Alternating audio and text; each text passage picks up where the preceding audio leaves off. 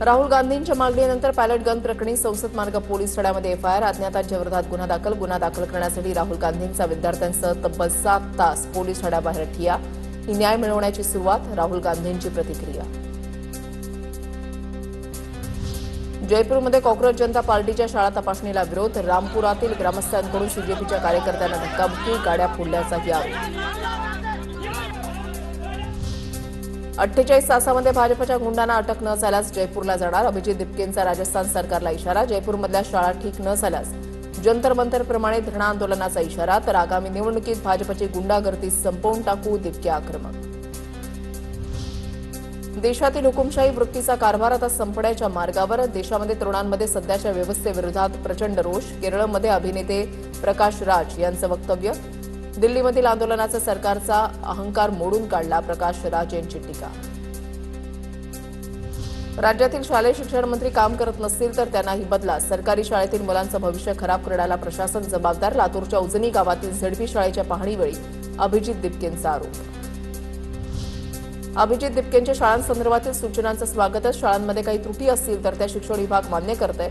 शालेय शिक्षण मंत्री दादा भुसेंची प्रतिक्रिया. राज्यभर शिक्षणाचा दर्जा उंचावण्यासाठी सरकारकडून काम सुरू असल्याची माहिती.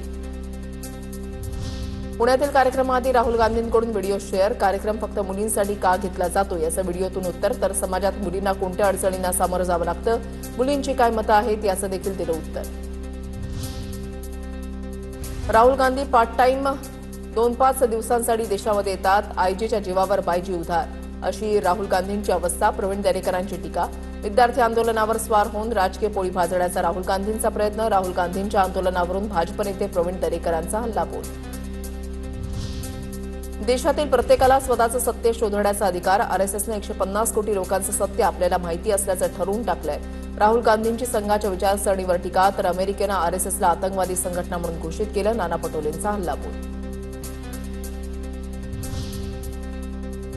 आता पाहूया टॉप 9 मोठ्या राजकीय बातम्या.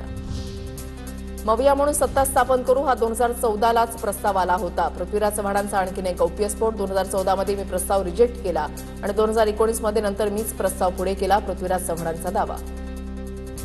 किती दिवस शिळ्या भाकऱ्या खाणार, वर्तमानाचं बोला. आत्मकथा लिहा, लोक तरी ते वाचतील. पृथ्वीराज चव्हाणांच्या दाव्यावरून चंद्रशेखर बावनकुळेंचं टीकास्त्र.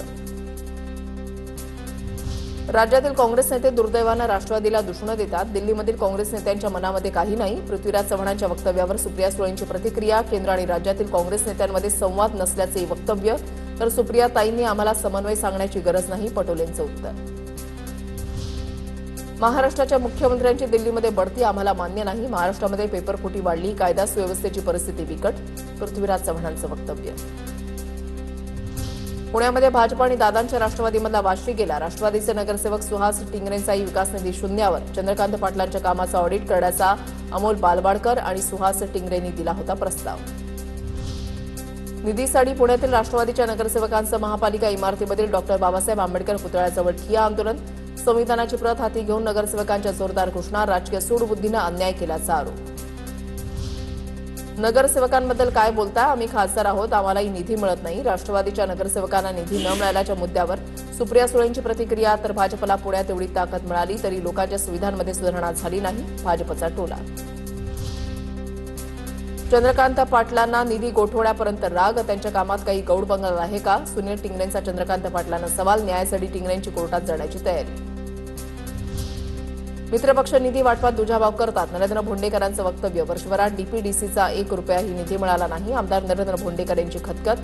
तर आमदारांवर अन्याय करण्याचा अधिकार अधिकाऱ्यांना नाही, उद्योगमंत्री उदय सामंत यांच्याकडून निधीचा शब्द.